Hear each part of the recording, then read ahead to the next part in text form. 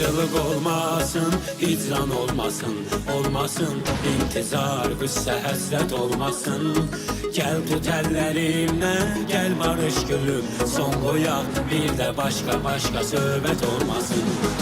Ayrılık olmasın, hicran olmasın, olmasın intizar, qüssə, həsrət olmasın.